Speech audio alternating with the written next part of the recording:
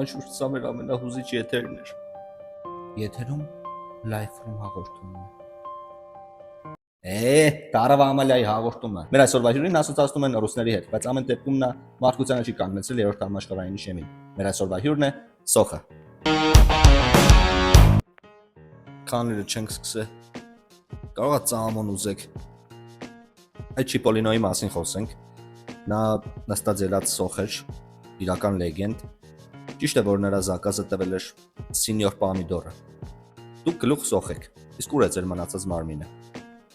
Ասում են, երբ որ Սոխի կեբեջը հաստ է լինում, ծմերը ցուրտ է լինելու։ Բայց սկան ցուրտ, սարանք քոկոշ դարանք, սպես չի կռնա։ Ճիշտ է, որ երկնագույն Սոխերին անվանում են Սոխարած։ Մեգա բացայդում թավակյալի պոդքասթի եթերում։ Փաստորեն մեր մանկությանս ձուկ կրեկերներն որ կան, իրականում ոչ թե ձուկ են, այլ Սոխ։ Սոխի տեսք ունին, հա։ Սպես հիասթափություն մեգա ապրել էի, երբ որ իմացա, որ ծմերպապ չկա։